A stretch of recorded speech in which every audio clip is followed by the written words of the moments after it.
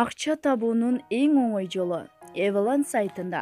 Описаниядагы ссылка аркылуу өтүңүз жана катталыңыз. Бир күндүк, бир жумалык, бир айлык депозитке акча салыңыз. Жыйынтыгын бир күндө байкаңыз. Бардыгы сиздер үчүн. Самара Каримова эми өзбек актрисасына айланды. Ырчы Самара Каримова өзбек кинолоруна тартылып жаткан. Бул тууралуу өзү Instagram жеке баракчасына жазып чыкты. Анда Ош ТВ каналына маектешүүгө барган учурдагы сүрөтүн жүктөгөн ага Ош ТВда конокто болдук. Таң эрте. Чыгармачылык менен кызы иштөөдөбүз. Өзбек фильминде образ жаратуу мен үчүн чоң сыймык. Бир кадам болсо да өзүм үчүн бийиктик деп жазган. Ал эми кинонун жанры жана кандай ролду жаратып жатканы тууралуу толук маалымат бере элек. Маалымат булагы Аргумент чекит KG.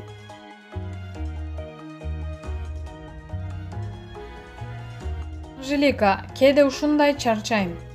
Ырчы Анжелика Instagram баракчасына төмөнкүлөрдү жазып чыкты. Кээде ушундай чарчайм. 10 саат бийик така менен бир долбоорду аягына чейин чыгарып, тынбай сүйлөп, ой топтоп, камерага чарчабагандай, уйкуң келбей, ачка экениңди билгизбей, иштөө бул фанатизмби же көнгөн адат сымал хоббиби? Пружинадай бир ордуна тура албай, тыпырчылап жатып, тилиң чайналып дагы калат. Анан ушунун баары мага керек беле деген ойлорго жоопту. Иш бүткөн соң эфирге чыккан даяр бир сааттык көрсөтүүнү көрүп, кайра эргүү алып кубанасың. Бул жан дүйнөбүздүн түпкүрүндө турган адамдык каалоо деп билем. Чарчоо убактылуу эле да, деп кайра башым жаздыкка тийгенде жаңы идеяларды ишке ашырууну ойлонуп баштайм. Маалымат булагы Барс Медиа чекит KG.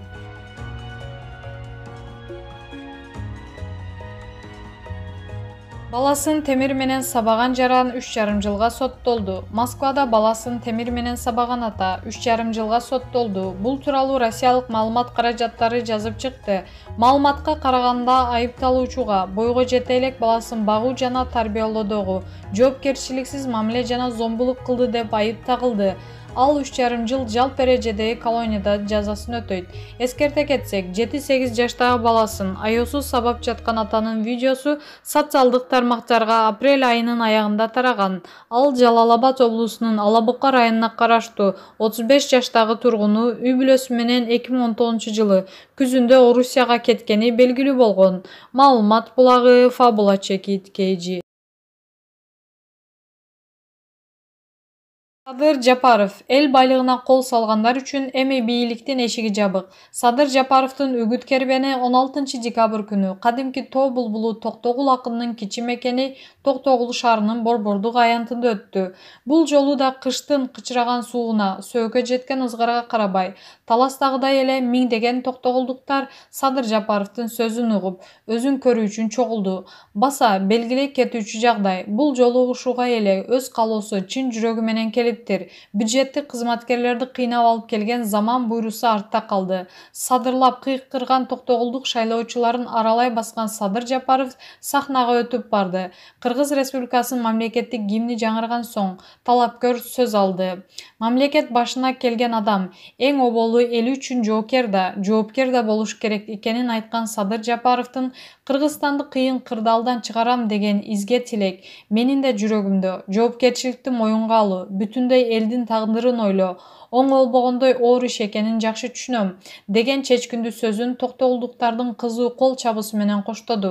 Эркиндикти, теңдикти, чындыкты сүйгөнү үчүн кыргыз эли 30 жыл ичинде акыйкатсыз башкарууга жан кайышып, 3 жолу түп көтөрүлүп, эл бийлиги орносо деп эңсеп келгенин айткан Садыр Жапаров мурунку бийликтегилердин айыбы эмнеде? Айыбы чындыкты тааныбагандыгында, чындыкты көтөрө албагандыгында, калк алдында канча жолу убада берсе да, ал жөн гана сөз жүзүндө жана кагаз жүзүндө калып, ал турмушта эч бир орундалбай калды деди. Садыр Жапаровго эл өзгөчө үмүт артып турганы алардын көздөрүндөн да, кубаттаган сөздөрүндөн да ачык көрүнүп турду. Садыр Жапаров сасык тумолоп, аз-маз кыйналып турганына карабай, чогулган элдин суроолоруна шашпай, ирети менен так жообун берип жатты. Элге жүзүн бурган, сөзүн уккан чыныгы лидерге эми кез келгенин билип, болгон көйгөйлөрүн, суроолорун, албетте каалоо тилектерин да тындырбай берип жатышты. Садыр Жапаров президент болуп шайланып калса, ар жуманын иши шейшемби күнү элдин үнүн угууга арнай турганын убада кылды. Анын бул убадасы да жалпы журтка абдан жагып, шатырата кол чаап жиберишти. Коррупционерлер боюнча берилген суроого Садыр Жапаров бийлик олигархтардын тобуна саясий шылуундарга эмес, элге кызмат кылууга милдеттүү. Мындан кийин мамлекетти талап тоноого урууларды, коррупционерлерди бийликке жолотпойбуз. Эл байлыгына кол салгандар үчүн эми бийликтен эшиги жабык деп так кесе жооп берди. Мурдагы чиновник Тайырбек Сарпашев мыйзамсыз ээлеп алган 500 гектар жайыт жана суугат жерлердин Токтогул районунун элине кайтарылышына кубанган токтогулдуктар Садыр Жапаровго рахматын айтышты. Ошондой эле Токтогулда айыл чарба азыктарын кайра иштетүүчү ишкананын жана цемент заводунун курулушу боюнча өкмөттүн планы бар экенин кубаны менен кабыл алышты. Буйрутма берүүчү Төлөгөнов Айда Бешаналиева Кыргыз Республикасынын президенттигине талапкер Садыр Жапаровдун каржы иштери боюнча ыйгарым укуктуу өкүлү, шайлоо фондунун каржы маселеси боюнча ыйгарым укуктуу өкүлү тарабынан төлөндү. Маалымат булагы Барс Медиа Чекит KG.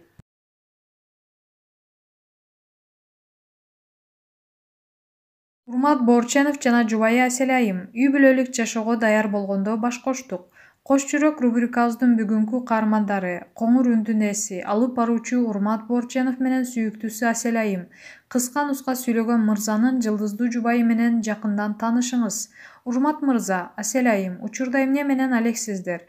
Урмат, мен адаттагыдай эле тамадалык, үн кошто, съемка менен алекмин. Асель, менин алек болгон ишим үй бүлө жана кичинекей кызыбыз. Жумушка шашпай, мурдагыдай дүйнөнүн ар тараптагы өлкөлөрүнө учпай, үйдө кызымды жыттап, жанында болгонума кубанычтамын. Бош убакытта түрдүү тамак жасаганга, китеп окуганга жана аудио китептерди укканга, пайдалуу, дем күч берген видеолорду көргөнгө аракет кылам.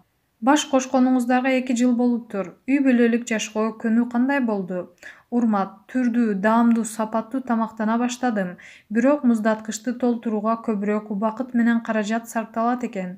Негизи эле мен үйдөн чыкпаган, ары бери баспаган жанмын. Ошондуктан үй бүлөлүк жашоого даяр болчумун.